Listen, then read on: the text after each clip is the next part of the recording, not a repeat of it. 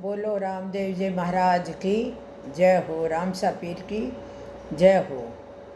अब आज 7वें दिन की कथा है। कुएं से रत्ने को निकालकर रामदेव जी ने बंधन खुलवाए। हरजी कहते हैं महाराज कुमार ने सुगना बाई के ससुर को चुमार यानी अभिवादन किया। फिर परिहार दरबार बोले, और वैसे देखें तो कोई गलती भी नहीं, क्योंकि समधी के सेवक से मजाक तो किया ही करते हैं। मजाक करने का रिवाज तो सभी जगह पर है। तब रामदेव जी कहने लगे, आप बड़े सरदार हैं, आपका हम कब बुरा मानेंगे। पहले सेवक को इसलिए भिजवाया ताकि बहन तैयार हो जाए, फिर हमें आपको न्योता भी तो देना था और बहन को भी लेने आना था, सो आ गए। सेवक के नहीं आने से कुछ चिंता हो गई, आप सारे परिवार सहित पधारे। तब सुगना बाई के ससुर बोले, कुंवर जी आपका सेवक बहुत अच्छा है, आप बुरा नहीं मानना। हमारे सेवकों ने उससे मजाक कर लिया, उन्हें कुएं में लटका दिया है। चलो अब मजाक बहुत हो गया, उनको बाहर निकाल देते हैं। फिर रामदेव जी सहित कुएं के पास आए। उन्हीं लोगों ने रायका को बाहर निकाला जिन्होंने उनको कुएं में लटकाया था। सब लोग शर्मिंदा हो गए। रत्ना से सब माफ़ी मांगने लगे। रत्ना जी, हमसे कोई भूल हो गई हो तो आप माफ़ करें, हमने तो ऐसे ही मजाक किया था। लीलाधारी ने ऐसी अनहोनी लीला दिखाई कि गलत व्यवहार करने वाले सब पश्चाताप करने लगे। समर्थ स्वामी का सेवक भी बलवान होता है। फिर परिहार दरबार विशेष आग्रह करके राजकुमार को अपने भवन में ले गए, जहाँ बहुत विनय करके दाता व रायका को भोजन करवाया। फिर सुगना बाई के ससुर रामदेव जी से पुनः बोले, बन्ना साहब आप रणुजा पधारो, हम रत्ना जी के साथ आपकी बहन को जल्दी ही यहाँ से रवाना कर रहे हैं। हमारा दरोगा भी साथ में पहुँचाने जाएगा और फिर हमें भी तो जल्दी ही आना है। अच्छा हुआ इस बहाने हम भी आपसे रूबरू मिल गए, अभी तक तो आपकी शोभा भी सुन रहे थे। मुस्कराते हुए रामदेव जी ने अपनी बहन को मोहरें देते हुए कहा, बहन आप जल्दी आना, सारा परिवार रुनेचा में आपका इंतज़ार कर रहा है। ऐसा कहते हुए महाराज कुमार भवन से बाहर आए और रेबारी रत्ना से बोले, तुम बहन को लेकर जल्दी आना, अगर रास्ते में कोई संकट आ जाए तो चिंता नहीं करना, मुझे आवाज़ दे देना। ऐसा कहते हुए रुनेचा दरबार पुंगलगढ़ से रुनेचा के लिए प्रस्थान किया। फिर पुंगल ठाकुर अपनी रानी से कहने लगे, तंवर राजकुमार व्यवहार में तो बहुत अच्छे हैं, चलो अच्छा हुआ उनके आने से हमारी भी सारी गलतफहमी दूर हो गई। मेरे विचार से कुछ न कुछ उनके पास चमत्कारी विद्या तो जरूर है, नहीं तो यह सूखा बगीचा हरा कैसे होता। और उस माली ने सारे पुंगलगढ़ निवासियों के में बगीचा हरा होने की इस बीती घटना का जोर जोर से नगर में प्रचार किया। जब लोगों ने सुना तो सभी बगीचे को देखने के लिए दौड़ पड़े और धीरे धीरे यह बात सारे गांवों में फैल गई। हरजी ने कहा, हे राठौर नरेश, कलयुग में श्री हरि ये लीला करने और यवनों के अत्याचारों से दुखी लोगों की रक्षा करने के लिए इस भूमि लोक में मरु क्षेत्र में अनहोनी लीलाएं कर दिखाई, जो प्रभु ने पहले ही कह दिया था, परित्राणाय साधुनाम विनाशाय च दुष्कृता। फिर सुगनाबाई भवन में अपनी सास के से पियर जाने की आज्ञा सुनकर नए वस्त्र आभूषण पहने और प्रस्थान के लिए तैयार हुई। अपने कुंवर को तैयार कर कपड़े को जो साथ ले जाने वाले अपनी पेटी में रखे। फिर अपनी सास के पास जाकर उनके पांव छुए रुनेचा जाने की आज्ञा मांगी। तब सुगनाबाई की सास कहने लगी, बहुरानी आप भले ही जावें, पर इस भंवर यानी सुगनाबाई का पुत्र को यहीं छोड़ जाए। रात्रि भर का रास्ता है, फिर मुझे शकुन भी कुछ ठीक नहीं लग रहे हैं, मेरी आँख भी फरुक रही है, बच्चे को कहीं कुछ हो गया तो मुश्किल हो जाएगी। तब सुगनाबाई ने कहा, माताजी जो भाग में लिखा है वह तो टलेगा नहीं। पेर में सभी बोलेंगे, भाणु को क्यों नहीं लाई, वीरम भैया, भाभी, लाछा बाई सभी ऐसा ही बोलेंगे। फिर मासा भी कहेगी, अमर को क्यों नहीं लाई, नानी ने इनको देखा भी तो नहीं है, यहाँ छोड़ूं तो यह आपको भी परेशान करेगा। ऐसा बोलकर सास के पैर छुए बहुत खुशी से कुंवर को साथ लिए सुगनाबाई ऐसे चली जैसे सुभद्रा जा रही है। बैलों के रथ पर बैठकर सुगनाबाई तथा परिहार द्रप के सेवक दरोगा ने भी साथ प्रस्थान किया। रेबारी रत्ना ऊंट की रस्सी मोहरी पकड़े कभी आगे और कभी पीछे चल रहा था। रास्ते में सुगनाबाई रत्ना रायका से अपने पियर परिवार की बातें पूछ रही थी। चलते हुए काफ़ी रात्रि हो गई। रुणेचा सीमा नज़दीक आ रही थी और रत्ना आगे को बढ़ते जा रहा था। चलते आगे वीरान जंगल आया। अचानक इधर उधर देखते हुए ऊँट भयभीत हो घबराते हुए खड़ा हो गया। राइका सचेत होकर इधर उधर देखने लगा। चंद्र तारों की रोशनी में कुछ लोगों की आकृतियाँ नजर आई। राइका ने देखा कुछ लोग हाथों में शस्त्र लिए रेबारी रत्ना से सुगुणाबाई के रथ को चारों तरफ से घेर लिया। कुछ बलिष्ठ व्यक्ति आगे बढ़कर रत्ना के सामने आए और कहने लगे, तुम कौन हो, कहाँ से आ रहे हो, आगे कहाँ जाओगे, तुम्हारे साथ रथ में बैठी हुई लुगाई कौन है। रत्ना राइका ने उनको इस प्रकार नाम बताया कि पुंगलगढ़ से आया हूँ, हमारे महाराज कुमार रामदेव जी का विवाह है, आगे रुणेचा नगर जा रहा हूँ। तभी 2-4 सिपाहियों ने मिलकर गालियाँ देते हुए रत्ना राइका को दबोच लिया। ऊँट को बिठाकर कुछ लोग सुगुणाबाई के रथ के पास आकर अहंकार से बोले, तुम्हारा भाई तो पीरों का पीर कहलाता है, अब यहाँ नहीं आता पिराई दिखाने, अपने पास जितने भी गहने आभूषण हैं उसे हमारे हवाले कर दो। ऐसा बोलकर सारा गहना सामान आदि सुगुणा से छीन लिया। राइका ने उन लोगों से काफ़ी सामना किया। उनके शरीर पर कई जगह चोट घाव हो गए। अकेला क्या करता, साथ रथ चलाने वाला तो चुपचाप दुबका बैठा रहा। निसहाय पराधीन रेबारी ने रुणेचा के राजा को पुकारा। वह घोर दुखी हुआ रो रहा था और सुगुणाबाई की करुण रुदन करते हुए पुकारने लगी, हे भैया रामदेव, आज आपकी बहन के आभूषण लुटेरे लूट रहे हैं, हे भैया लाज बचाने जल्दी आओ। भैया भैया कहकर वह रोने लगी। बच्चा सुगुणाबाई से लिपटा हुआ काँप रहा था। सेवक रत्ना को इतनी ग्लानि हुई कि वह सोचने लगा, मैं रुणेचा जाकर क्या मुंह दिखाऊंगा, जो आज बाईसा की रक्षा भी नहीं कर सका। दाता के लिए इधर उधर देखता रहा कि कहीं रामदेव जी नज़र आ जावें। रामदेव जी का सिपाहियों द्वारा तुगलक शाह को संदेश। लुटेरे कहने लगे, अब तो रामदेव पीरों के पीर बन गए हैं, देखते हैं उनकी क्या पिराई है। ऐसा बोलते हुए आभूषण गहनों की गठरी बांधने लगे। राइका को जब किधर भी रुणेचा दरबार नजर नहीं आए तो वह अपनी कटार निकालकर पेट में घोंपने आत्महत्या करने को जैसे ही अपना हाथ ऊपर उठाया, उसी समय उनके सामने दुखियों के स्वामी महाराज कुमार रामदेव जी तत्काल प्रकट होकर रत्ना का हाथ पकड़ लिया और कहने लगे, रत्ना जानते हो आत्मघात करना पश्चात महापाप होता है। तुमने पुकारा तो मैं आया हूँ। अरे कुछ पल की तो धीरज रखनी चाहिए थी। सुगुणाबाई ने जैसे ही अपने भाई को देखा उस समय अपार खुशी हुई उन्हें। राठौड़ नरेश पूछने लगे, रात्रि में आए हुए वे लोग कौन थे।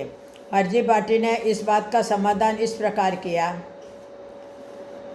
मुगल कालीन भारत में उस समय दिल्ली पर फिरोज शाह तुगलक शासक थे।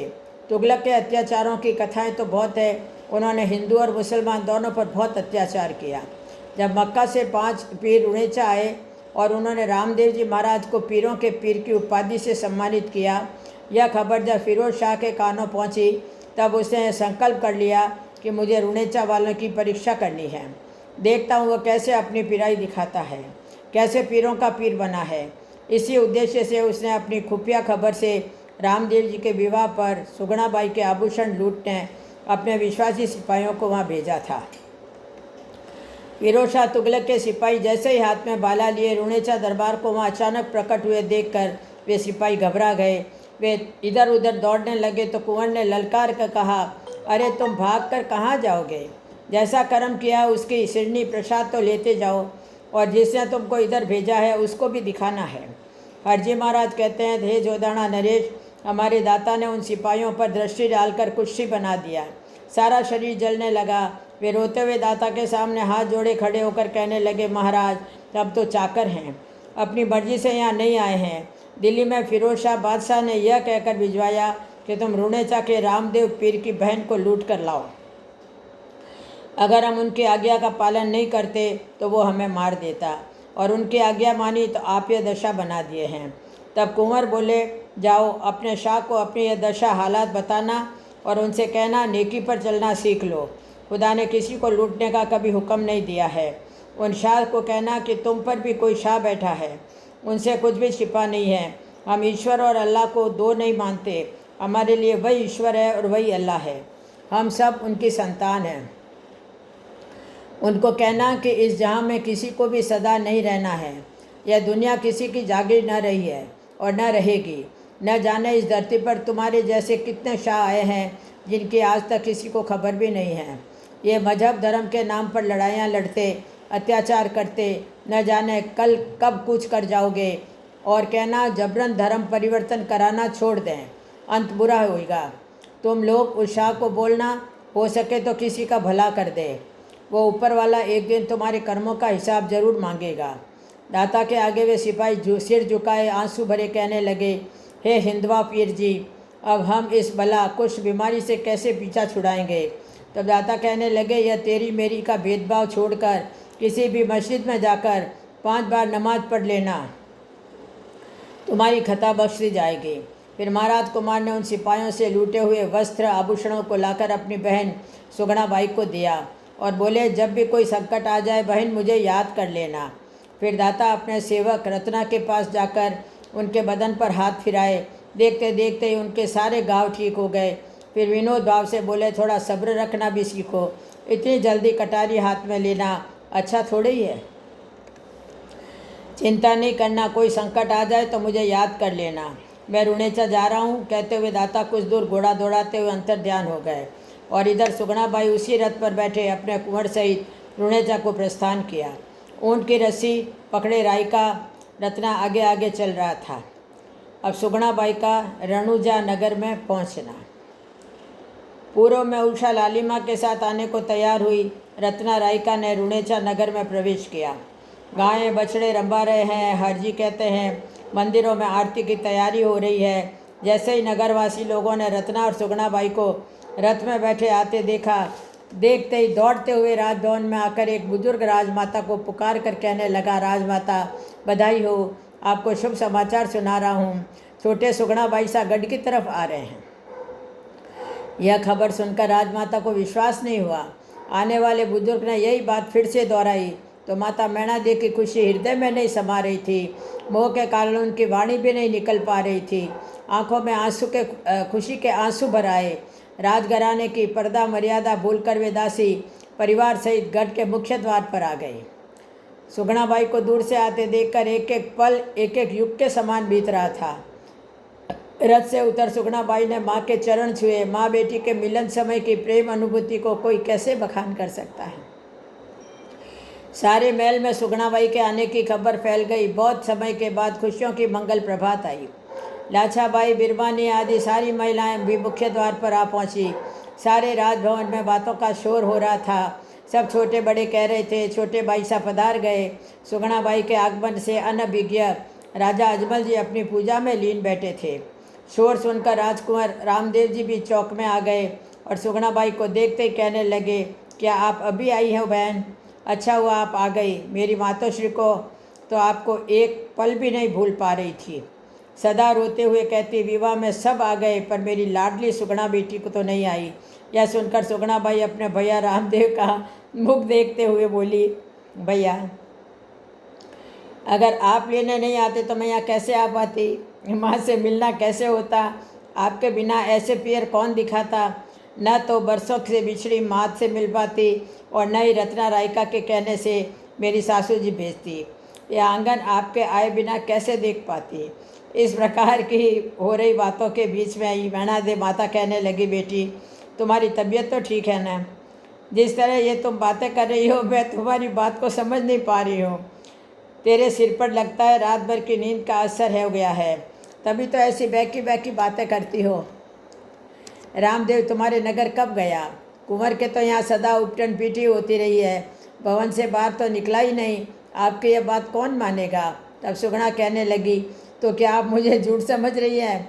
फिर सुगनाबाई ने सारी बीती हुई घटना पुगल से लेकर रास्ते में तुगलक सिपाहियों द्वारा लूटे जाने तक की सारी घटना सप्रमाण राजमाता को बताई। तभी बीच में ही वीरम रानी टोकते हुए बोली, ननंद भाई साहब, हमारे देवर जी तो आंगन से एक पल भी कहीं बाहर गए ही नहीं। रात में हम सब कुंवर जी के हाथों में मेहंदी लगा रही थी। राजमाता सुगनाबाई को घूरते हुए बोली, लगता है इनके दिमाग को कुछ हो गया है। तभी सुगनाबाई ने हंसते हुए कहा, मुझे लगता है आप सबको कुछ हो गया है। इस प्रकार हो रही बातों में राजकुमार पुण्य भवन में कब चले गए किसी को पता ही नहीं चला। तभी तो आप सब ऐसी बातें करते हैं। अगर आपको मेरी बात पर विश्वास नहीं है तो रत्ना रेबारी को बुलाकर उनसे भी पूछ लीजिए। वह सारी घटना आपको बता देगा। तब राजमाता ने रत्ता रेबारी को बुलवाया। उसने आते ही राजमाता को नमन कर घणी खम्मा कहते हुए सारी घटना इस प्रकार सुनाने लगा। ये राजमाता, बाईसा के बहुत अकड़ वाले ससुर जी अब तो एकदम नरम हो गए हैं। मेरे साथ उन्होंने बहुत बुरा किया, मुझे कुएं में उल्टा लटका दिया। अगर कुंवर जी वहाँ नहीं आते तो मैं उस कुएं में तड़प तड़प कर बेमौत मर जाता, किसी को खबर तक भी नहीं होती। महाराज कुमार आए और उन्होंने मुझे कुएं से बाहर निकलवाया। फिर रास्ते में हमारी लुटेरों से रक्षा की। राजकुंवर ने मुझे 2 बार जीवन दान दिया है। परिवारों के रथवाहक ने भी दुबके हुए सब देखा है। वहाँ खड़े सभी आश्चर्य से मुंह पर हाथ रखे तरह राधिका की बातें सुन रहे थे। तभी वहाँ उनके कुल पुरोहित ने आकर सबकी ओर देखते हुए कहा, आप सब यहाँ पर ही खड़े रहेंगे? महाराज कुमार की पीठी कब होगी? कब बींद बनेंगे? कब बारात प्रस्थान होगी? कुंवर को पाट पर बिठाओ और फिर भात यानी मायरा बढ़ने का न्योता भी दिलवाना है। अब है पारंपरिक वैवाहिक रिवाज। भाटी सरदारों द्वारा भात भरना। कुल पुरोहित कहने लगा, पहरेदारों के सेवादार ने आकर बताया कि ननियाल का मामा सा परिवार भात भरने को तैयार है। वे आपके बुलावे का इंतजार कर रहे हैं। बातों में समय आ जा रहा है। जब उन्होंने यह बात वीरम देव जी से कही तो वे अपने सभी सेवादारों को बुलाकर व्यवस्था करने में लग गए। सब मंगल मुखियाएँ चौक पड़ी। सारे नगर में इस भात मायरा की चर्चा होने लगी और सारी महिलाएं राजभवन में आकर परंपरागत रीति रिवाज के अनुसार सारे कार्य करके महरेदारों को भात भरने चौक में बुलवा लिया।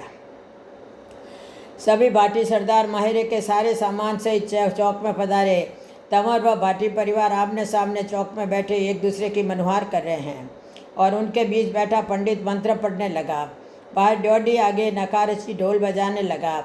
मंगल मुखिया एक मंगल गीत गाने लगी। ऐसे लीलाधारी के विवाह की परम सुखकारी कथा सुनने से मन के सारे द्वंद्व मिट जाते हैं।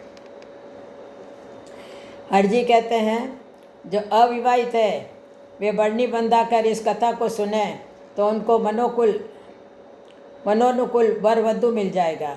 बात देखने वालों की अपार भीड़ राजा के भवन में अपार खुशी के साथ ननियाल पक्ष वाले जो अमूल्य वस्त्र आभूषण लाए, जिन्हें तंवर सरदार हाथों में लेकर सब देख रहे हैं। महिलाएं बीरे का गीत गाने लगी। चांदी के बाजोट पर राजकुमार रामदेव जी बैठे हैं। अपार भीड़ जो नगर के नर नारी सब दाता को देख रहे हैं। बींद राजा की पोशाक ननियाल वाले लाए, जो राजकुंवर के हाथों में थमाया। फिर बाणज कुंवर को हीरों का हार पहनाया। तुरा किलंगी सहित पाग बंधवाई। नानीसा की भिजवाई विशेष तलवार जो रतन जड़ित थी उसे भाटी राजकुमार मामा ने भांजे के हाथों में सौंपी और जो सोने के तार निर्मित चुनरी लाए उसे मैणादी जी को उनके भाई ने उठ कर के उड़ाई, जिसे देखकर सारे स्त्री पुरुष बहुत खुश हो रहे थे। रामदेव जी के ब्याह में सबको अपार हर्ष हो रहा है। फिर आग्रह करके महाराज अजमल जी को बाजोट पर बैठाए और विशेष कसीदाकारी की शाल निकालकर पोखरण दरबार को उड़ाई और उनके हाथ में हीरे की अंगूठी तथा गले में आड़ पहनाकर जरतारी का साफा बंधवाए, जिसे सारी भीड़ खड़ी देख रही थी। मैणादी जी के लिए लाए सब गहने चांदी के थाल में रखकर आंगन में धराए, जिसमें बाजूबंद, मुंदरी, हिरानी, हथफूल, गले में गोप और कंचन कड़ा, कनोरा, माणक जड़ी, फिंडसी, जड़ाऊ टेवटा, तिमणिया, सुंदर गड़ावत वाले गहने, जिसे सब रिश्तेदार हाथों में लिए देख रहे हैं।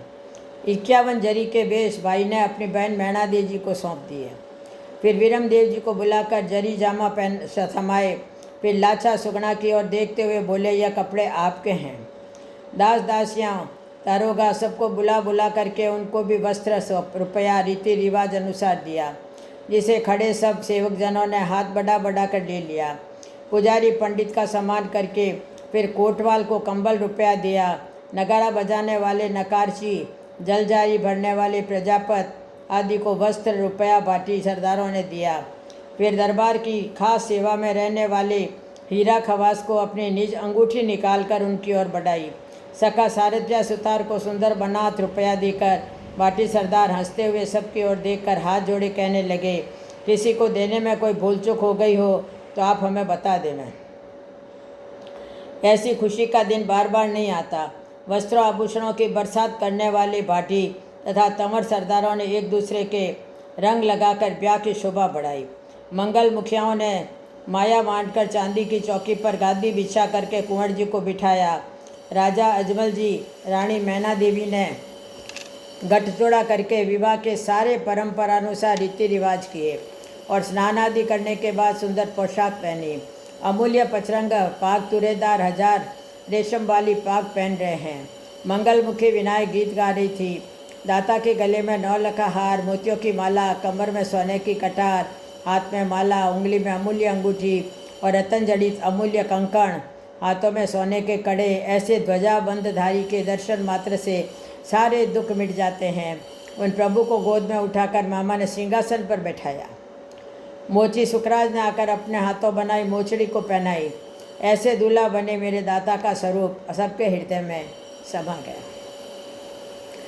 मेरे स्वामी को सूर्य चंद्र की उपमाएं भी शोभा नहीं देती, क्योंकि एक पे दाग है, एक में आग है। मेरे प्रभु इन दोनों दोष से रहित निष्कलंक है, जिनका नाम लेने वाले को राहु केतु का भी दोष नहीं लगता। अपार भीड़ देख रही है। कसुम्बल की नारी का केसरिया जामा पहने, जिनका दर्शन मात्र से जीवन धन्य हो जाता है, सारी बाधाओं से मुक्ति मिल जाती है। ऐसे मेरे स्वामी के विवाह लीला चरित के समय में सारे सखा मिलके लीले घोड़े को सजाए। कोई खड़ा मेहंदी लगा रहा है, कोई त्यारी जड़ी बन्ना तोड़ाए, स्वर्ण फूल वाली काठी घोड़े पर बांधे, उनके गले में चांदी की हंसाल पहनाए, रतन जड़ी की लंगी मोती जड़ी लगाम बंधाई, फिर चारों पैरों से मैं नेवड़ियाँ पहनाई, पीठ पर घुंघरू वाला कन्नौरा, जिसमें चलते समय ऐसी आवाज़ निकले कि जैसे कोई कलाकार सितार पर झाला बजा रहा हो। सारे मशालची छड़ीदार सुरमा मुश्क इत्र लगाए हुए तैयार खड़े हैं।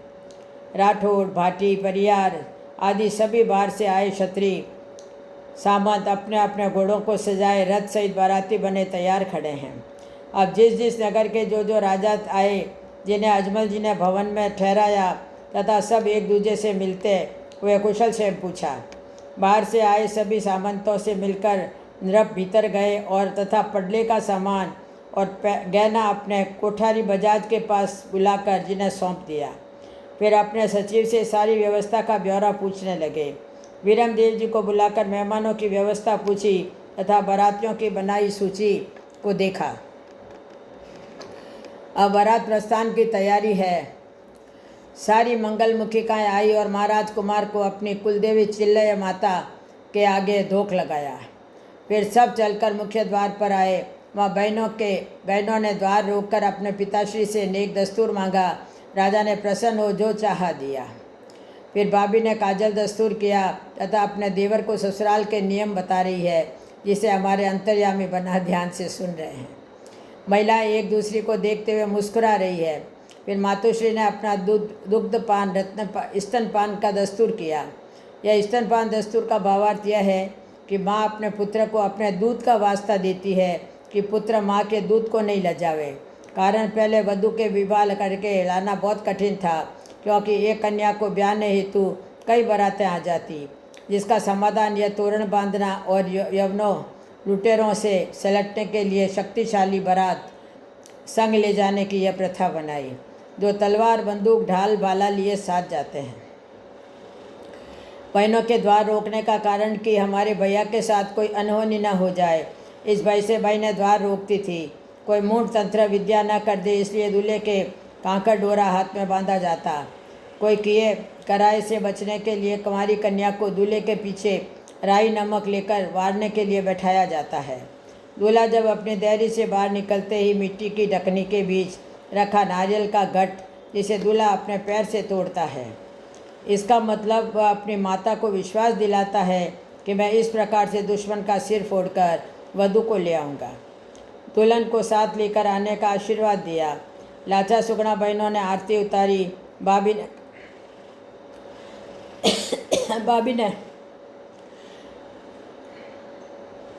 ने काजल का टीका लगाया, देवर की नज़र न लगे। भाभी ने काजल का टीका लगाया कि देवर को नज़र न लगे।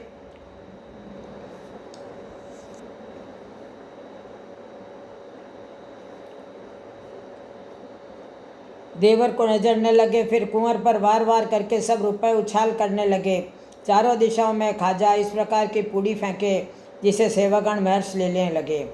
भक्तिमती शबरी रूपा दूर खड़ी डाली बाई हाथ जोड़े अपना आध्यात्मिक मार्गदृष्टा अलग प्रभु के चरणों में वंदन करते हुए अत्यधिक हर्षित होने लगी।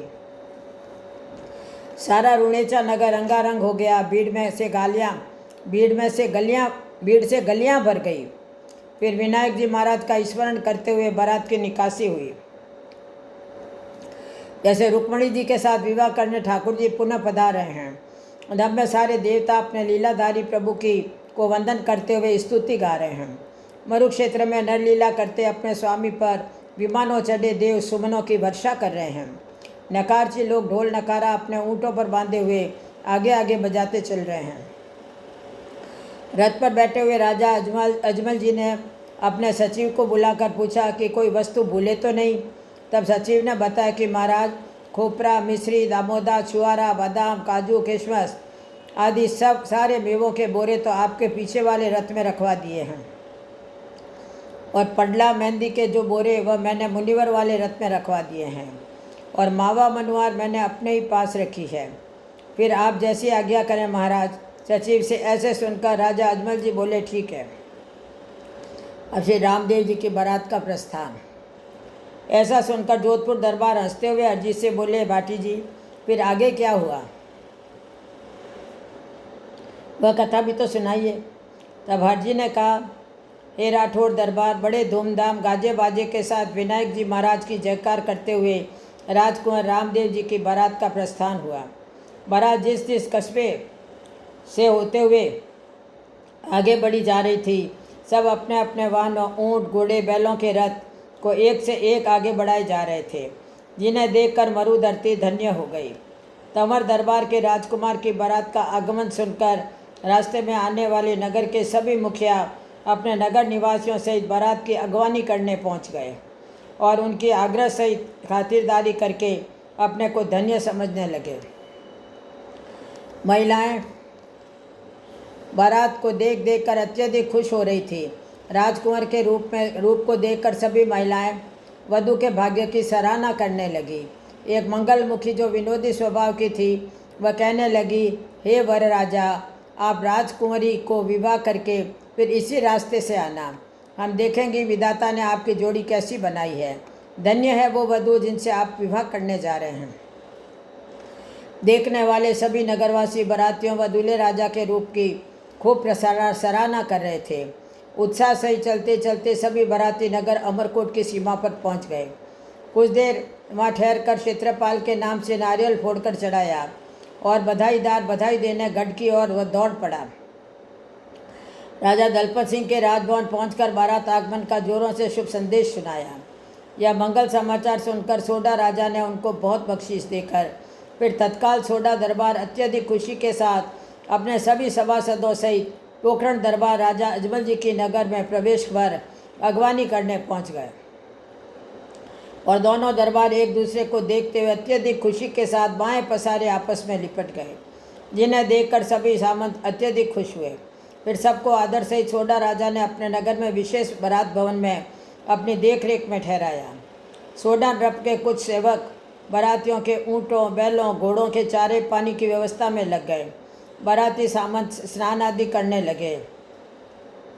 सोडा राजा ने उनकी सेवा व्यवस्था में कोई कमी नहीं रखी। स्नान आदि से निवृत्त होकर सभी क्षत्रिय सरदारों ने एक जैसे वस्त्र, धोती, अचकन, एक जैसे सभी ने केसरिया सापे, कमर में तलवारें बंधी है।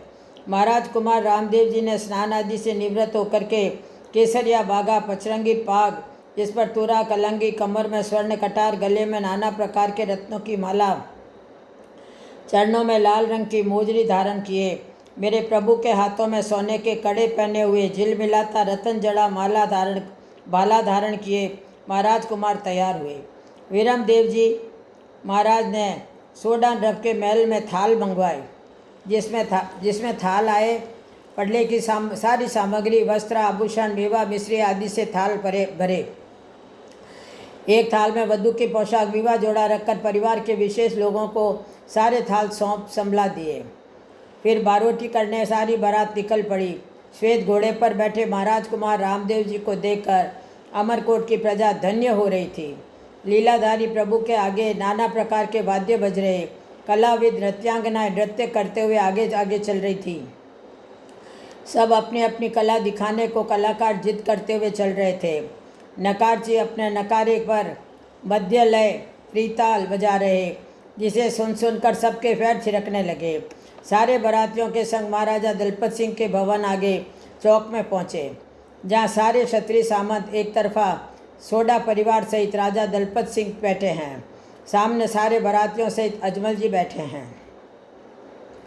उनके सामने सुंदर सजाए हुए सिंहासन पर महाराज कुमार विराजमान हुए। पडले के सामान तथा गहना आभूषण से भरे सभी थाल सामने रख दिए गए, जिसमें सोना जरतारी के अमूल्य भेष तथा मेहंदी दामेदा काबुली मेवा अनेक थाल, जिसमें यह सब सामान भरा हुआ था। दूसरी तरफ रखे थालों में बादाम, पिस्ता, चिरौंजी, अखरोट, अंजीर, नौजा, किशमिश, दाग, सिंगाड़ा, मिश्री आदि से भरे हुए थे। फिर कुछ थालों में रखे रोली, मौली, काची, सुपारी आदि भरे थे, जिसे सारे स्त्री पुरुष गौर से देख रहे थे। कुछ थाल जिसमें गहने जो वधु पक्ष के ठाकुर एक दूसरे को देख रहे हैं। हाथी दांत का चूड़ा, पन्ना, पतवारी, हीरानत देखकर सारे खुश हो रहे हैं। लौंग, बुलाक, फिंसी, तिमणियाँ देखने वाले देख कर सराहना कर रहे हैं। हथफूल, जड़ाऊ, मुठिया, बाजूबंद, गजरा, गलपट, रतन, जड़े देखकर सब पार खुशी हो रही है। टोइट, तरंगे, श्री दुर्गल देखते हुए एक दूसरे को दिखा रहे हैं। तोमर दरबार की सब तरफ शोभा हो रही है। फिर कड़ी, साटी, आंवला, नेवरी सब गहना सजाए थाल, जिसमें रत्नों जड़ी वधु की जूती पडला सामान लाए रखा हुआ है। रूपा के शकुन छल्ला को लेकर एक दूसरे को दिखा रहे हैं। नेतल के गले का रतन जड़ाऊ हार, जैसान की गढ़ाई देख कर सब आश्चर्य कर रहे हैं। महाराजा अजमल जी की यशो कीर्ति हो रही थी। पडला सामान देखकर सारे थाल रनिवास में भिजवाई। परंपरा अनुसार ससुराल से आई हुई पोशाक, गहने, नेतल आदि को पहनाए। कोई नहीं जानता, दृष्टिहीन नेतल जो स्वयं रुक्मणी है, सखियां वर की शोभा करते नहीं थक रही थी। दासियां गहने आभूषण उन्हें पहना रही थी। एक सखी कहने लगी, नेतल तुमने ऐसा क्या पुण्य किया जो हमने ऐसा राजकुमार वर कहीं भी देखा ही नहीं जैसा आपको मिला है। सुगढ़ पति पाकर नारी धन्य हो जाती है। जिस तोरण आए वर को सभी सराय, वह परिवार अपने आप को भाग्यशाली मानता है।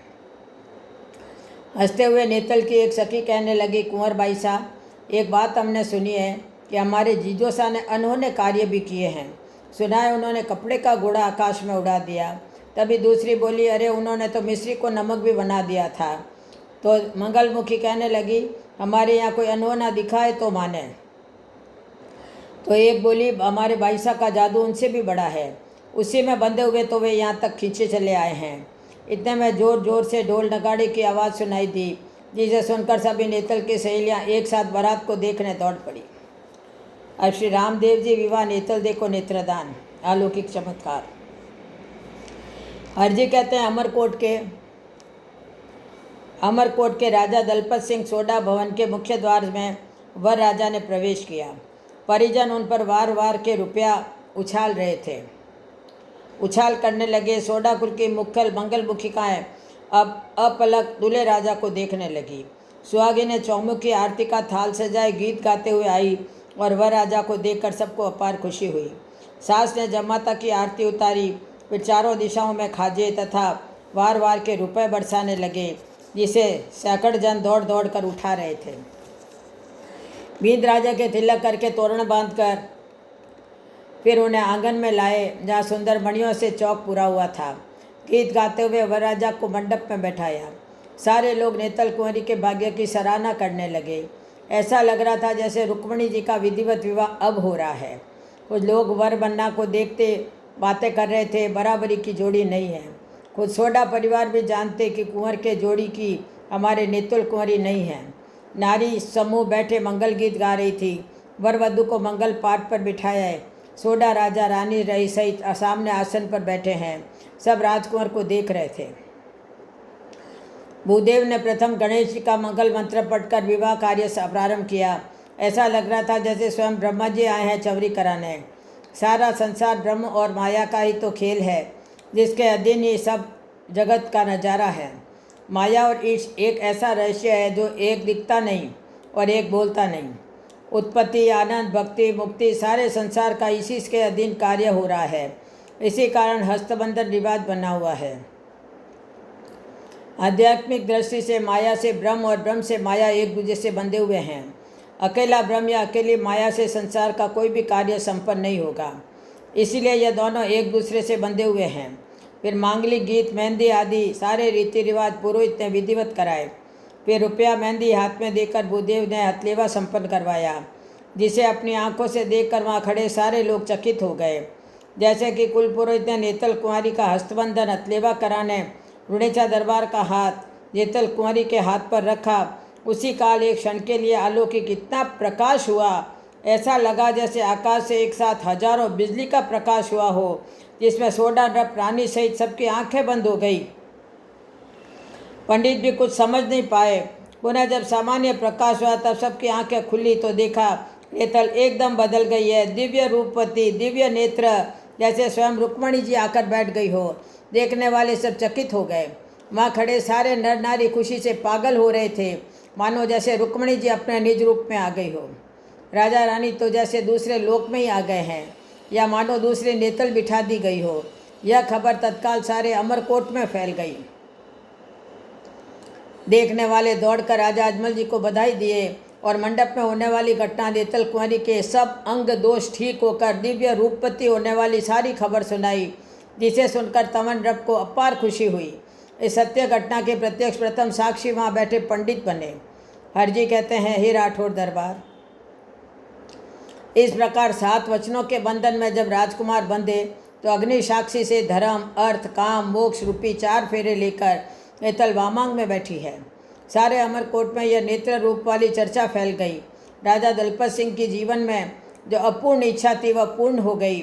सोडा नृप ने रानी सहित मंडप में बैठकर अग्नि साक्षी में कन्यादान किया। प्रथम प्रत्यक्ष चमत्कार मंडप में बैठे पंडितों ने देखा।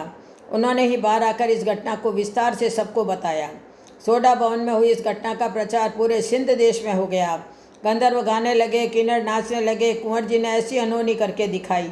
फिर हस्तबंधन हथलेवा छुड़वाया गया। परंपरागत विधि विधान से विवाह कार्य पूर्ण हुआ। मंडप से वरवधु उठकर सोडा नृप रानी के चरण छूकर फिर विवाह कराने वाले पंडितों के चरण स्पर्श किए। उन्होंने आशीर्वाद सुनाया, मंगल भव, आरोग्यवान भव, पुत्रवान भव, कीर्तिवान भव, और दोनों का संग सदा सदा बना रहे। सोडापन के आंगन से महाराज कुमार रानी नेतल देव गठजोड़े से विदा हुए। मंगल मुखियाओं ने विदाई गीत गाया। सबकी आंखें आंसुओं से भर आई। राजा दलपत सिंह को भार लग रही नेतल बिटिया पराई होकर आंगन से विदा हुई। मंडप फीका हो गया। पितृ बिछों से नेतल की आंखों से आंसू बहने लगे। जा रही नेतल को देखकर राजा दलपत सिंह सोडा खूब रोने लगे। बहन भाइयों का विषय हो गया। नारी स्वयं ही एक प्रकाश है जो दूसरे के घर का अंधेरा मिटाने की अपने पिता का घर छोड़ देती है।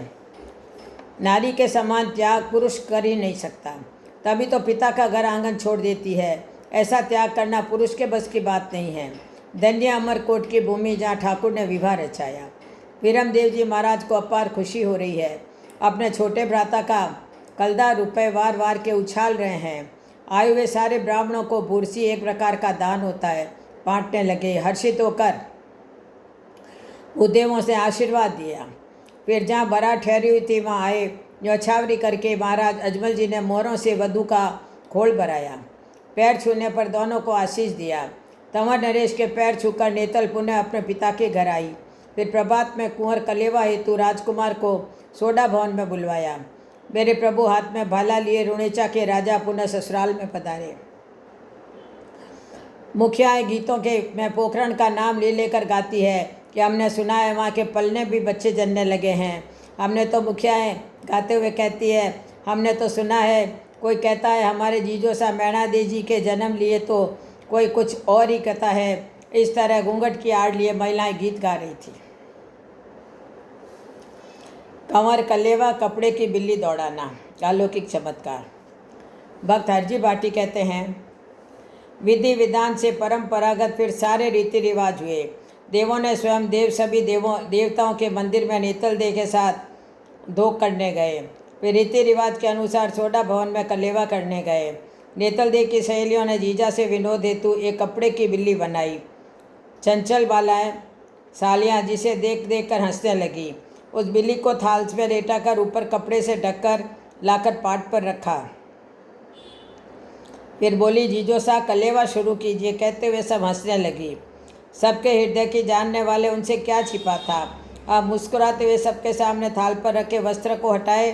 जो थाल में रखी वह कपड़े की बिल्ली झट से उठी और सबके बीच में से दौड़ पड़ी। सभी महिलाएं भयभीत हो गई। ऐसा अनोना खेल दिखाए कोई समझ भी नहीं पाया। एक दूसरी पर महिलाएं दोष लगाने लगी कि तुम सच्ची बिल्ली काहे को लाई। तो दूसरी दो चार सभी बोली, थाल में तो कपड़े की बिल्ली ही रख कर लाए थे। और देखते ही देखते सारे भवन में बिल्लियाँ ही बिल्लियाँ हो गई। पूरे भवन में बिल्लियों का शोर होने लगा। बालक वृद्ध सब डर गए। कहने लगे, आज इतनी बिल्लियाँ कहाँ से आ गई है अपने भवन में, जो पलक में सारी खिलकत को रचकर फिर पल में मिटा देवें। उनके लिए यह सब कुछ सहज है। उनके लिए कुछ भी करना कठिन नहीं है।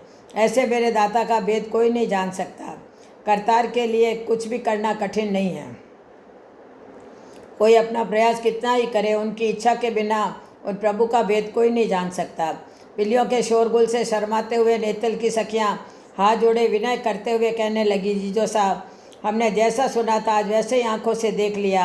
हरजी कहते हैं, जैसे राम जी की परीक्षा करने पर सती को पश्चाताप होने लगा, उसी प्रकार नेतल रानी की सखियाँ अपने जीजा के सामने आकर क्षमा मांगते हुए बोले, जीजो साहब, आप हमें क्षमा करो और आप अपनी इस माया को कृपा करके पुनः अपने पास बुला लीजिए।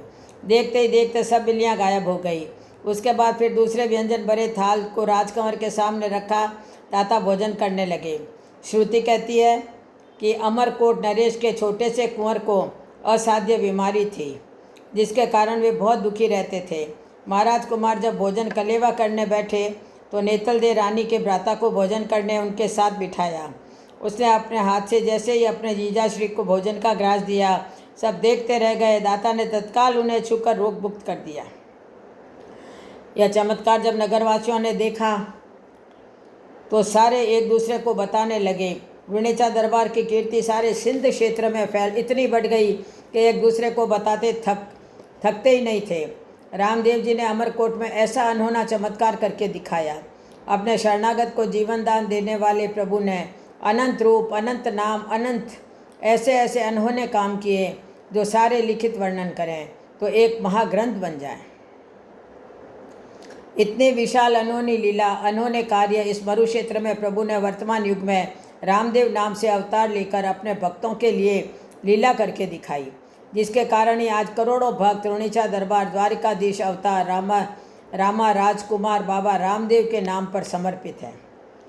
ऐसे भगत को कोई भी बिना पानी के तो कोई लेटते पलोटते दंडवत देते हुए, कोई बिना वाहन चले पैदल चलते हुए करोड़ों भक्त जय रामदेव जय राम पीर नाम से जयकारा लगाते हुए हजारों किलोमीटर से आकर दाता की दरगाह समाधि स्थल पर नतमस्तक हुए अपनी मनोकामना पूर्ण होने की प्रार्थना करते हैं। और जिनकी कामना पूर्ण हो गई वे आकर अपने किए संकल्प के अनुसार भेंट पूजा प्रसाद चढ़ाते हैं। उस निराकार प्रभु ने यह साकार संसार बनाया।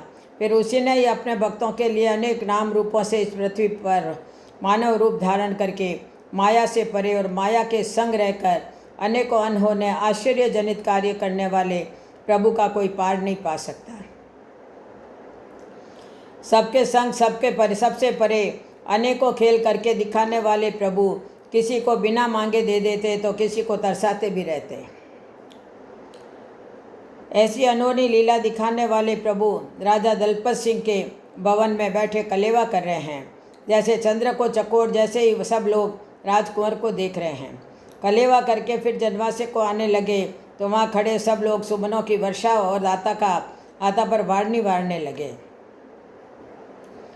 इस प्रकार बारात के लिए वहाँ कुछ दिन नित्य नए रंग राग संगीत आयोजन होते रहे। सोडा रब की खातिरदारी से सब बारातियों ने अपने घरों को भुला दिए। फिर सोडा नरेश ने बड़े भात का विशेष आयोजन किया। अनेकों अनगिनत प्रकार के पकवान बनाए जिनका भक्तराज हरजी ने इस प्रकार वर्णन किया। प्रभु की इस लीला का लाभ लेने देवता भी मानव स्वरूप बनकर आ गए। भोजन हेतु सोडा राजा ने खुद जाकर पोखरण तंवर दरबार को निवेदन किया, महाराज अब आप सभी बाराती सहित पधारें, थाल अरोगने का समय हो गया है। यह सुनकर सारे क्षत्रिय सामंतों के साथ पोखरण गणपति भोजन करने भवन में पधारे, जहाँ सबको बिठाने का कार्य सविनय सोडा परिवार कर रहे थे। मंगल मुखियाएँ गीतों के माध्यम से मधुर गालियों वाले गीत गा रही थी। गीतों में जिसके जब नाम कुल ग्राम से मधुर गालियाँ सुनाती, जिसे सुनकर सुनने वाले मुस्कुराने लगते।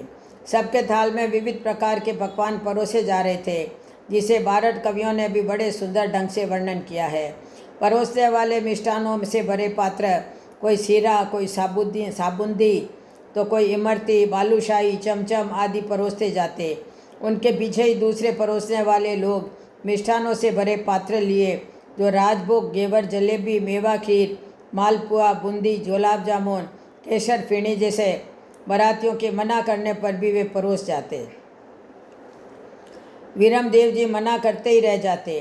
पोखरण दरबार भोजन कर आरोग रहे हैं, तभी एक ने आकर मोदक, मेवा खिचड़ी, खाजा फिर परोस दिया।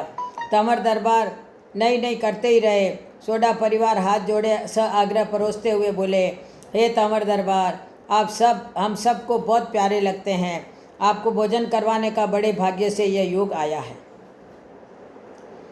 और दूसरी तरफ रुणेचा दरबार बैठे विविध प्रकार के सटरस भोजन कर रहे हैं। महारानी नेतल देव के स्वामी का गीतेरन नाम देकर हर्षाते हुए गीत गा रही थी। पोखरण पति सहित सारे बराती क्षत्रिय सामंत भोजन करके लवंग, पान, इलायची, मुखवास लेकर महाराज कुमार सहित वहाँ से फिर जनवा से बारात ठहरने का स्थान पर आए। भोजन से तृप्त कुछ बाराती तो सो गए और कुछ बाराती चौपड़ पासा खेल रहे थे।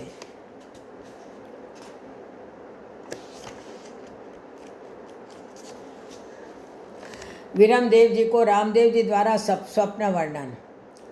रूपा देव जी कहती है, मालदेव जी, मनुष्य ने मनुष्य को 5 ज्ञानेंद्रिय और 5 कर्मेंद्रियाँ देकर बहुत कुछ करने के लिए स्वतंत्र रखा है, पर मानव सब कुछ नहीं कर सकता। हर एक का भविष्य अतीत में है।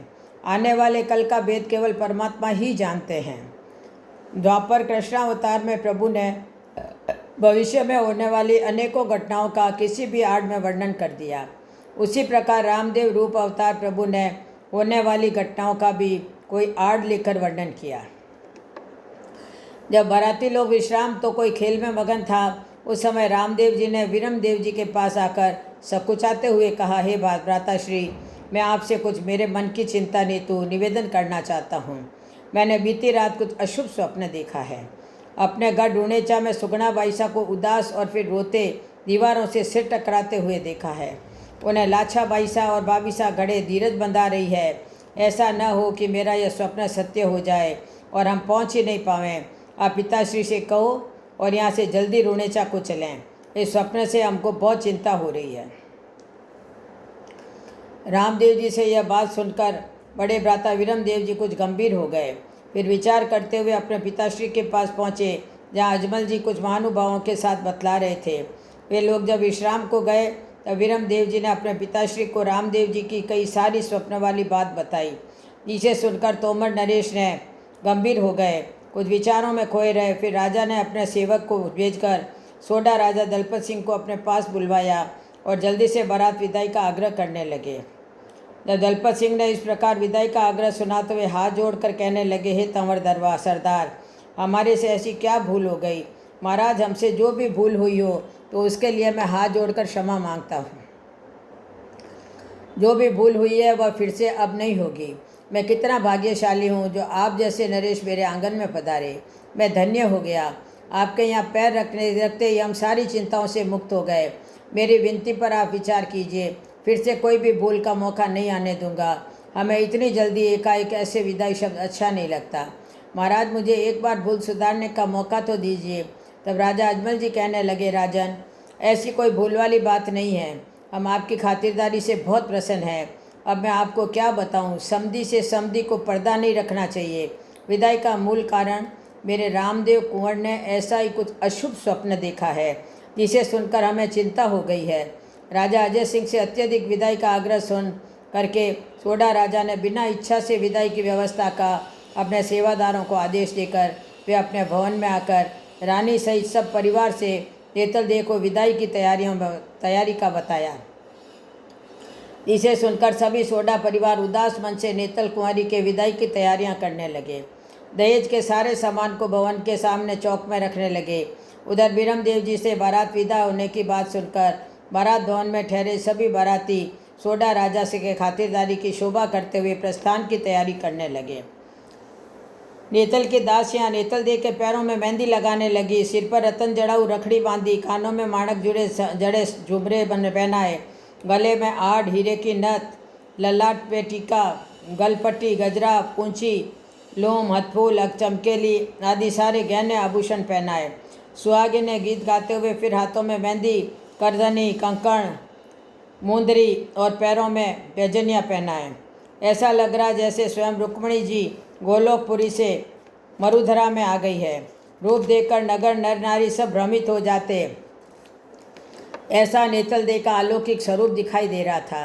दासी एक पल दूर नहीं जानी चाहती, सेवा करती रहे। श्री हरि की इस नरलीला को देखकर देवता सुमनों की वर्षा करते हुए पुनः अपने अपने लोक में चले गए। बारात भवन में अनेकों रत्नों की माला पहने, कमर में कटार धारण कर, हाथ में कुंत लिए, जिनके शरीर पर केसरिया बागा खूब सुंदर लग रहा था, और बाहर विदाई के ढोल नगाड़े बजने लगे। 1000 तार तुरे वाली किलंगी लगी। पचरंग पाग बांधे हुए राजकुंवर के चरणों में मनसुख मोची ने विशेष मोजड़ी पहनाई। इस सारे सामंत बाराती सोडा राजा के भवन में आए, जहाँ अमरकोट नृप के कुंवर ने सब बारातियों का स्वागत किया। वर वधु सुंदर सिंहासन पर आकर बैठे। सोडा राजा ने जो भी दहेज दिया जिसे लोग गिन नहीं पाए, बाराती और नगर नर नारी दायज वस्तु अवलोकन करते रहे। सोडा राजा ने विनय सहित राजा अजमल जी को ऊंची पाट गादी पर बैठने का आग्रह किया। फिर उनके तिलक करके स्वर्ण मुद्रा मोरों से भरा चांदी का थाल तंवर दरबार के हाथों में थमाया, जिसे स्वीकारते हुए अजमल जी ने अपने सचिव को सौंप दिया। दहेज विगत श्री दलपत राजा ने वीरम देव जी को सभी संभला दी। कुमकुम केसर से रामदेव जी के तिलक करके श्रीफल वस्त्र कुंवर जी को अर्पण किया। फिर घोड़ों, गायों, दास दासी तथा अपना विश्वासी दरोगा जिसे सदा सेवा के लिए हाजिर कर दिया। भूदेव ने मंगल मंत्र उच्चारण करते हुए सभी बारातियों के तिलक किया। नेतल बाईसा ने ननन जेठानी के लिए अमूल्य वेश, पकवान और मेवा से भरे बड़े बड़े चरु वीरम देव जी को संभलाया। उसके बाद समधी पर समधी वारणी करके चारों दिशाओं में फेंकने लगे, जिसे भट्ट, बाट, नकारची, खवास आदि सब चुक चुक कर अपनी झोलियाँ भर रहे थे। उसके बाद सारे बारातियों को चांदी के पात्रों में मेवा भर भर के उनको थमाया। विदाई तिलक करते हुए सारथ्या, सुथार, देवगुरु,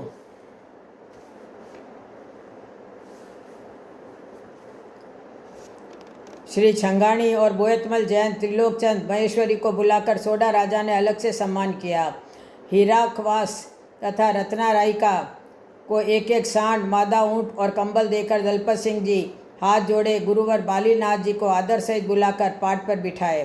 फिर उनके चरण पूजन करके विशेष कंबल, वस्त्र तथा सोने की मोहरों से भरकर एक कमंडल भेंट किया। इस प्रकार विदाई समारोह हो रहा था और उधर सोडा रानी अपनी कुंवरी नेतल देव को ससुराल के रीति रिवाज समझा रही थी।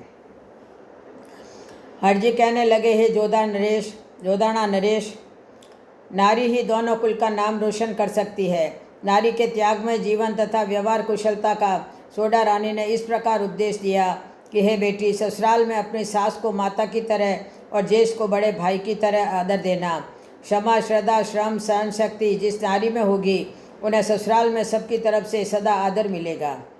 पराये सुख वैभवता को देखकर मन को कभी विचलित नहीं होने देती, वही नारी महान कहलाती है।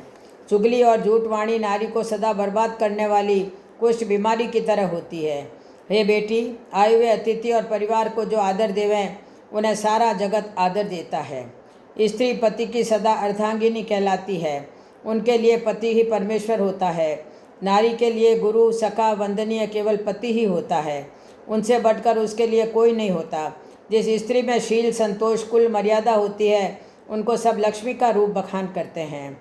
अपनी सासुश्री से विदाई लेने आए तंवर जमाता ने उनको नमन प्रणाम किया तो अपने जमाता जमाई को देख आंखों में जल भरे सोडा रानी कहने लगी, हे राजकुंवर, मेरी राजकुंवरी को मैंने बहुत लाड प्यार से पाला है।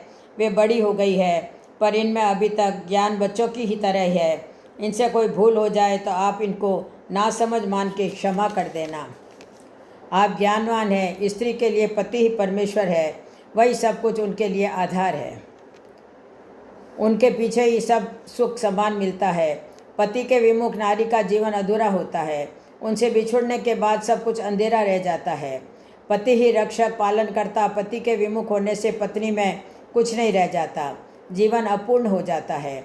ऐसा कहते कहते सास अपने आंसू रोक नहीं रह सकी, फिर नेत्र जल पहुँचते हुए बोली, आपकी कीर्ति सदा इसी प्रकार बनी रहे, यही मेरा आपको आशीष है। आपका नाम अक्षय होवे। इस प्रकार आशीष सुनकर कुंवर चौक में पुनः आए, जहाँ दोनों राजा सोडा तंवर हाथ पसारे गले मिले तो सोडा राजा की आंखों में प्रेम के आंसू आ गए और बोले, मैं जानता हूँ ठीक से आपकी खातिरदारी नहीं कर सके, फिर भी आपने कभी कुछ नहीं कहा। आप वैष्णव धर्म मानने वाले महान हैं। मुझ सेवक के आंगन में आए और सेवा का अवसर देकर मेरी अरूप कन्या को स्वीकार करके मेरे सारे परिवार को आपने धन्य कर दिया। मैं आपका सदा आभारी रहूँगा। यह सुनकर राजा अजमल जी हंसे और बोले, हे सोडा नरेश, समधि ही समधि का सहायक होता है। हमारा मिलना विधाता ने भाग्य में पहले ही लिख दिया था। मेरी समझ में कन्या का पिता ही सदा बड़ा कहा है। साजन, तभी तो वर का पिता उनके आंगन में आता है। बड़ा तो वही है जो आए हुए को आदर भोजन सत्कार देता हो, और देने वाला सदा ही बड़ा कहलाता है। पुत्र तो एक ही कुल का नाम करता है या सुख देने वाला होता है, पर कन्या तो दोनों कुल के में प्रकाश करती है। ऐसा कहकर दोनों मुस्कुराने लगे। सोडा ने अपनी कन्या को ऊँट, बैल, गाय, रथ आदि खूब दान दे दिया। महिलाएं आकर आंसू भरी नेतल से मिली। सभी विदाई गीत गाते हुए आंसू बहा रही थी। राजा दलपत ने अपनी कुंवरी को हृदय से लगाया। नेतल दे कुंवरी आंगन छोड़ रही थी। सोडा रानी के अविरल आंसू बह रहे थे। आंगन से प्रस्थान कर कुंवरी रथ में बैठी। दोनों बड़े भाई नजल बहन को देखकर सुबह सुबह कर रो पड़े, क्योंकि यह बिछो पीड़ा वही जानता है जिसने अपनी बेटी या बहन को ससुराल विदा किया है। सारे बाराती तैयार खड़े हैं। रुणेचा दरबार रामदेव जी महाराज अपने लीले घोड़े पर बैठे हैं तथा सभी बारातियों ने विनायक जी महाराज और अपनी कुलदेवी की जयकार करते हुए रुणेचा नगर को प्रस्थान किया। हरजी बोले, सोडा कुंवरी नेतल दे रथ में बैठी ससुराल जा रही थी। सोडा दरबार का आंगन सुना सुना लगने लगा। सबके चेहरे पर उदासी छाई हुई थी। अजय सिंह कुंवर की बारात जिस नगर से होते हुए आगे बढ़ती, उस नगर के नर नारी वृंद खड़े हुए नमन करते हैं। नगर मुखिया बारात को रोककर सेवा खातिरी करने का आग्रह करते, लेकिन उनके निवेदन को पोखरण दरबार अस्वीकार करते हुए बारात आगे बढ़ी जा रही थी। हरजी कहते हैं कि बारात के अमरकोट प्रस्थान होने के बाद पीछे से दासियों ने राजमाता के आगे अनेक प्रकार के स्वांग बनाकर उनको प्रसन्न करके इनाम बख्शिश लेती। कोई महिला पुरुष बनी तो कोई जनाना बीन बीननी बनकर नाचती, जिसे देख देख कर सुगुणाबाई, लाछाबाई भी उन्हें बख्शिश देती। इस प्रकार नित्य नए स्वांग बनाकर नाचते हुए गाते हुए खुशियाँ मना रहे थे। सदा की भांति ही फिर से रात्रि में उसी प्रकार का स्वांग नाच गाना प्रारंभ हुआ, जिसे देखने में सुगुणाबाई, लाछाबाई, वीरम रानी, राजमाता और बाहर से आई मेहमान डकरानिया सारे खुशी में मगन थे। सुगुणाबाई का कुंवर बाणू जो नानी की गोद में उसे उठकर लाछाबाई मौसी के पास आया और चेहरा उदास वह कहने लगा, मौसी, हमको आज अच्छा नहीं लगता है। बाणू की यह बात जब सुगुणाबाई को बताई तो सुगुणा अपने पास लेकर प्यार से पूछने लगी, बोलो भंवर, क्या हुआ तुमको? बोलो न फिर। यह उनको महल के ऊपर वाले कमरे में लेकर आई और उनको दुलार करते हुए वहाँ सुला दिया। जब उसे नींद जैसे आ गई तो उसे चादर ओढ़ाकर फिर वह स्वांग देखने नीचे आंगन में आ गई। तमाशा देखते हंसते हुए सारी रात बीत गई। उजाला होते बधाईदार ने आकर मुख्य द्वार पर आवाज़ लगाई, राजमाता बधाई हो, बारात आ रही है, जो रुणेचा नगर के पास पहुंच गई है। यह सुनकर राजमाता मैणा देजी ने उनको खूब सारी बधाई धन दिया। सारे भवन में खलबली भागदौड़ मच गई। बारात आगमन सुनकर सभी खुशी मनाने लगे। दास दासी सारे अपने अपने कार्यों में लग गए। कोई मंगलमुखी चौक में शकुन चिन्ह मांडना बनाने लगी, कोई आरती सजाने लगी, कोई बच्चों को पोशाक, तो कोई आंगन में थालियाँ लगाने लगी जिसे दूल्हा तलवार से हटाता है।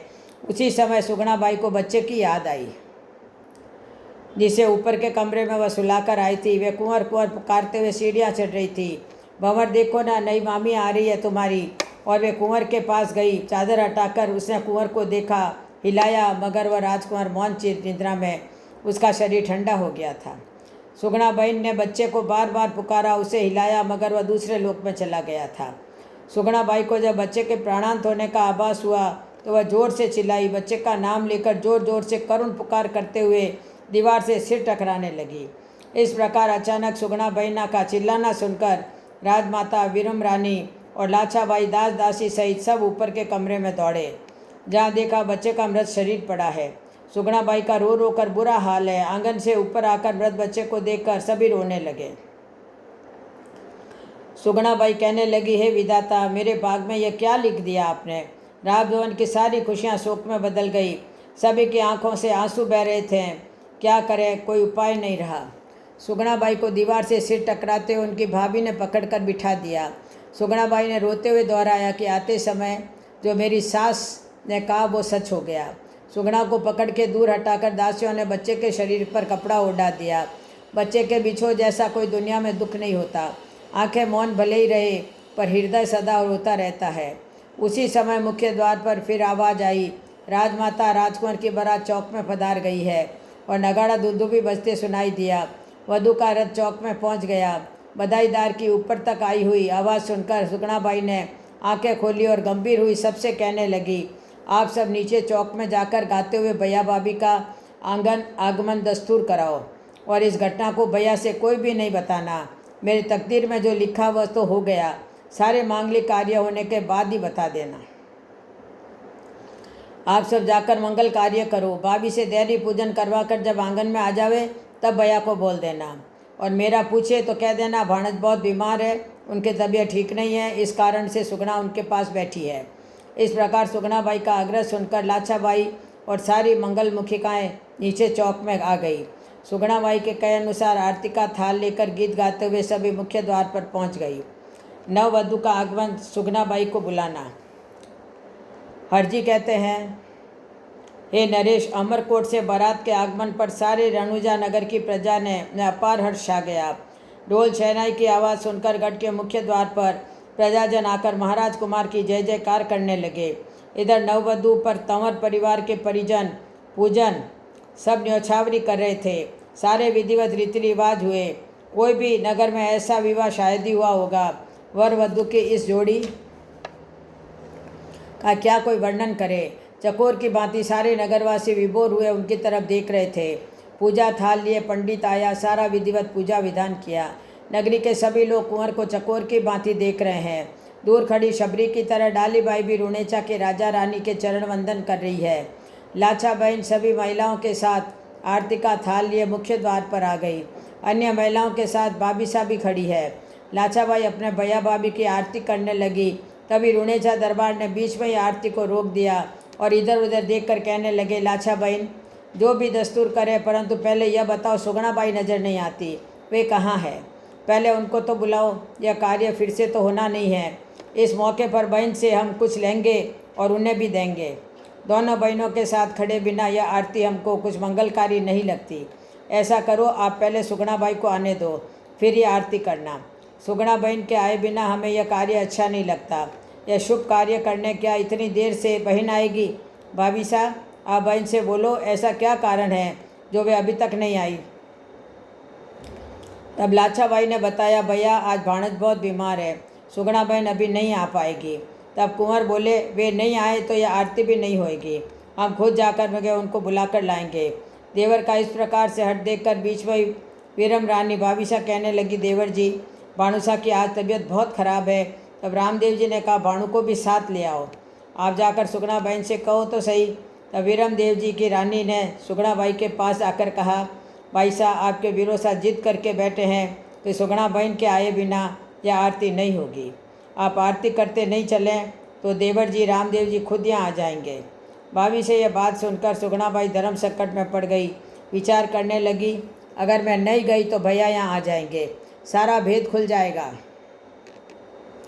राजभवन शोक में डूब जाएगा। नई भाभी को भी बदनामी मिलेगी। हृदय में दुख की ज्वाला, भवन में बालक का शव, मुख्य द्वार पर बज रही शहनाई, खुशी में नाचते लोग, कितना अजीब दृश्य था। भाभी से सारी बात सुनकर सुगुणाबाई कहती है, हे विधाता, ऐसा दिन किसी भी बहन को मत देना, ऐसी परीक्षा किसी की भी मत लेना। इधर महाराज कुमार बार बार सबकी तरफ देखते हुए कहते, सुगुणाबाई के बिना सब फीका लग रहा है। भवन के कक्ष में बैठी सुगुणाबाई सोच रही है, जो आरती करने नहीं जाऊंगी तो भैया यहाँ आ जाएंगे, भेद खुल जाएगा, सारी खुशियाँ शोक में बदल जाएगी। ऐसे विचार करते हुए सुगुणा बहन सुख दुख को बराबर करके उस कमरे से उठकर गीत गाती हुई महिलाओं के पास आई और द्वार पर खड़े भैया को देखकर मुस्कुराते हुए अपने हाथ में आरती लिए राजकुमार से कहने लगी, भैया बधाई हो, हमारी भाभी आई है, बोलो क्या बधाई देंगे। हम ऐसी बधाई लेंगे जो आज तक किसी भाई ने अपनी बहन को दिया ही नहीं है, कहकर बहन नकली हंसी हंसने लगी। घट घट की जानने वाले मेरे दाता सुगुणा बहन को यह बात सुनकर बोले, आप जो मांगे वही बधाई मिलेगी, पर एक बात मेरी समझ में नहीं आई है बहन, आज आपका चेहरा एकदम उदास क्यों लग रहा है और ऐसे वस्त्र पहने हुए जैसे आपके पास दूसरे कपड़े है ही नहीं। बोलो ने क्या चिंता हुई है, आप मुझे बताएं तो सही। इस प्रकार रामदेव जी बहन से पूछ रहे हैं तो सुगुणा बहन फीकी मुस्कान मुस्कुराते हुए कहने लगी, ऐसी कोई बात नहीं है भैया, आपका भाणज बीमार है पड़ा है, बस इसी कारण से चिंता है और इसी कारण से ठीक से कपड़े भी पहन कर नहीं आ पाई, आने में भी देरी हो गई, उसे अकेले छोड़ते नहीं बन पा रहा था, पर आपका संदेश मिला तो बस आ गई। आज तो हमें बहुत खुशी हो रही है कि हमारे नववधू भाभी सा आंगन में प्रथम बार पधारे हैं। भैया आज की खुशी को तो हम बता ही नहीं सकते, आज आरती करने में हमें बहुत खुशी हो रही है। ऐसा कहकर सुगुणाबाई अपने भैया भाभी की शकुन आरती करने लगी। सुगुणाबाई ने अपने हृदय की पीड़ा को छिपाने का खूब प्रयास किया, फिर भी आंखों में आंसू आ ही गए, ऐसे आए कि रोके रुक ही नहीं रह सके, अविरल अश्रुधारा बहने लगी। मरे भाणज को पुनः जीवित किया। हरजी कहते हैं, राजन महाराज कुंवर श्री रामदेव जी ने अपनी बहन के आंखों में आंसू देखे और उनके हाथों में ली हुई आरती की थाली को कांपते हुए देखा। सुगुणाबाई से कुछ बोलते नहीं बन पा रहा था, उनकी आवाज़ अवरुद्ध हो गई। ऐसी दशा देखकर रामदेव जी कहने लगे, सुगुणाबाई साहब, आपको किसी ने कोई अनुचित बात कही है या आपका किसी ने अपमान किया है, किसी ने कोई अशुभ बोले हैं? इस समय आपकी आंखों में आंसुओं का आना मैं कुछ समझ नहीं पाया। राजकुंवर के मुख से यह बात सुनते ही अब तो सुगुणाबाई बिलक बिलक कर जोरों से रोते हुए बोली, भैया न तो मेरा किसी ने अपमान किया और न कोई किसी से कटु वचन बोले। ससुराल से आते समय मेरी सास ने जो बात कही थी वह आज सत्य हो गई है भैया।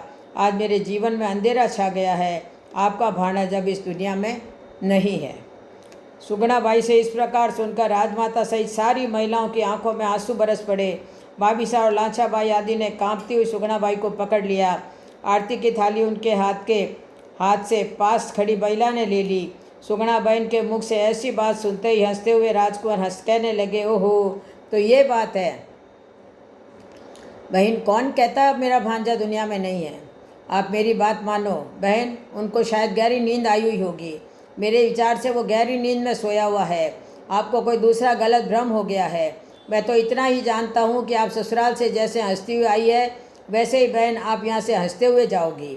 घर पर खड़े सब लोग यह बातें सुन रहे थे, सबको इस घटना का पता चल गया, सबकी आंखें भर आई। रोते हुए फिर राजमाता, वीरम रानी, लाचीबाई सब ने बीती हुई सारी घटना रामदेव जी को बताई। सारी बात सुनकर कुंवर फिर बोले, बहन मैं यह नहीं मानता कि भाणु जग में नहीं है, वह तो गहरी नींद में सोया हुआ है।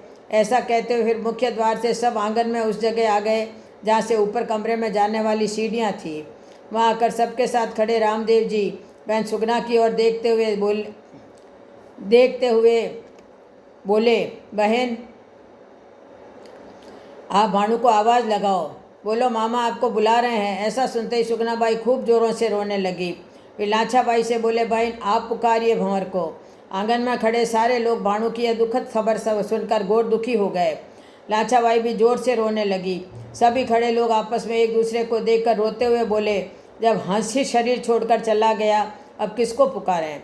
राजभवन में बीती यह घटना नगर प्रजा और जगह जगह से विवाह में आए मेहमानों, पोखरणपति और कुंवर वीरम देव जी आदि सबको इस घटना का पता चल गया। होनी के आगे सब बेबस हुए, कोई होनी को टाल नहीं सकता। हम सब अंधेरे में बैठे हैं, न जाने किसके साथ कब क्या घटित हो जाए कोई नहीं जानता। शहनाई नगाड़े सब बंद हो गए। कोई कहता है भगवान के घर न्याय नहीं, वह समय असमय भी नहीं देखता। गढ़ के बाहर खड़े लोग बातें कर रहे थे कि भगवान किसको कब कहाँ से उठा लें, कोई नहीं जानता।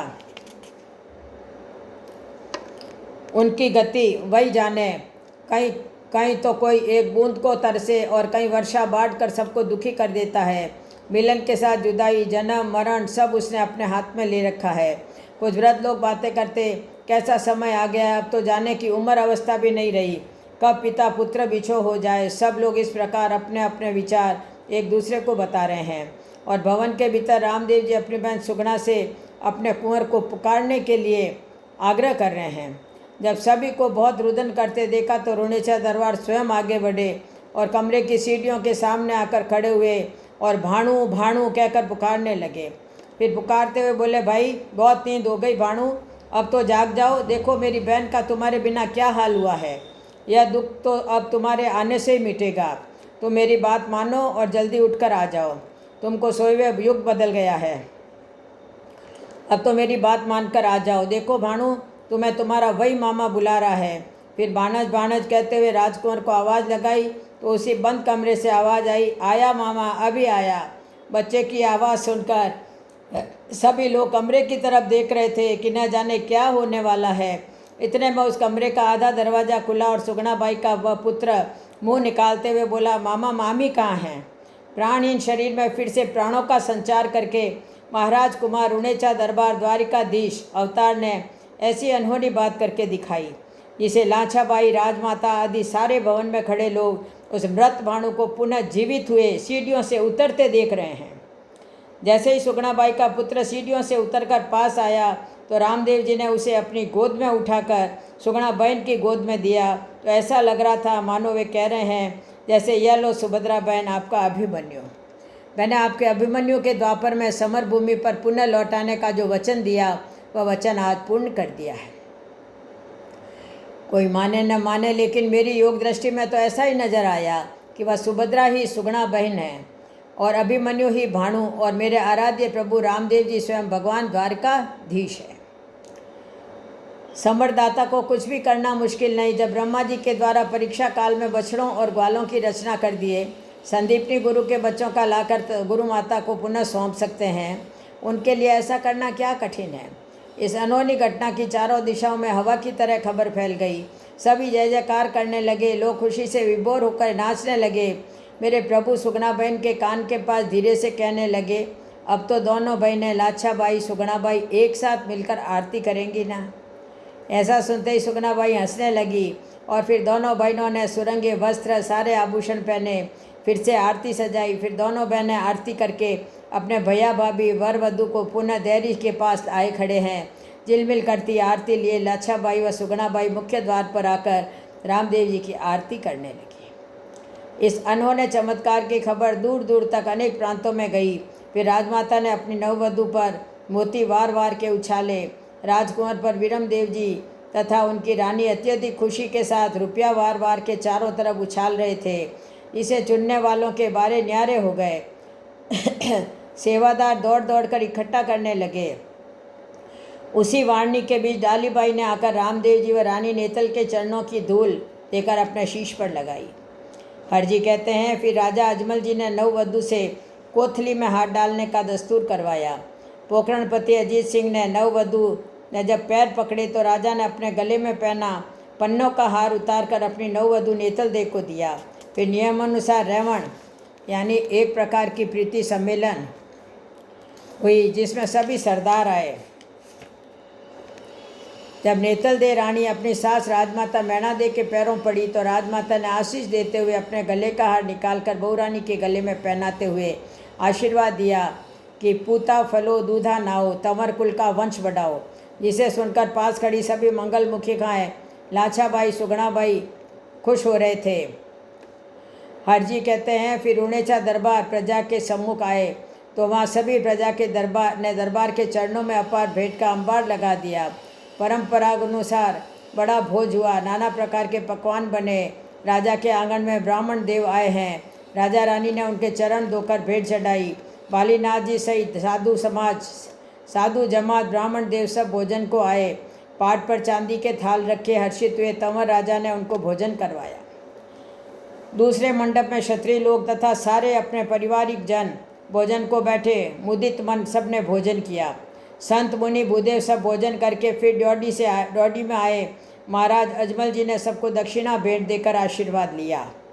नगर में कई तरह की बातें होने लगी। कोई बोला अमरकोट में एक का कुष्ठ रोग मिटा दिया, तो दूसरा बोला समझ में नहीं आ रहा है, ऐसा भी कभी होता है।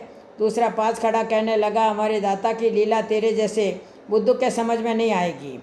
अरे हम खुद बारात में गए थे, परसों ही आए हैं। महारानी अंधी थी, हमारे दरबार के संग हथलेवा होते ही उनकी आंखों में रोशनी आ गई। अरे कपड़े की बिल्ली को दाता ने वहाँ ऐसा दौड़ाया, सब देख देख कर हैरान हो गए। महाराज कुमार के ऐसे अनोखे चमत्कार की हर गांव गली में चर्चा होने लगी। फिर बाहर से आए मेहमान कुछ दिन रुणेचा में रहे। उसके बाद फिर राजा अजय सिंह जी से विदा लेकर लोग अपने अपने ठिकानों की ओर प्रस्थान किया। उन लोगों द्वारा सुगनाबाई के मरे हुए बच्चे को जीवित किया, यह खबर दूर दूर तक सब गांवों में फैल गई। विवाह में आए सब मेहमान जब चले गए तो लाछाबाई अपने बड़े पिताश्री राजा अजमल जी के पास आकर रामदेव जी के विवाह की बधाई के लिए कहने लगी। लाछाबाई से ऐसा सुनकर बड़े प्रसन्न मुद्रा में पोखरणपति अजमल जी बोले, कहो बिटिया आपको क्या बधाई चाहिए, आप जो भी बधाई चाहो वही बधाई आपको मिलेगी। अब आज कथा को यहीं विश्राम देते हैं। कल लाछाबाई को पोखरण से बधाई मिलेगी और वो अपने वहाँ से रुणेचा धाम से प्रस्थान करेगी। बोलो रामदेव जी महाराज की जय हो, नेतल रानी की जय हो। जय जय श्री राधे, जय जय श्री कृष्ण, जय जय श्री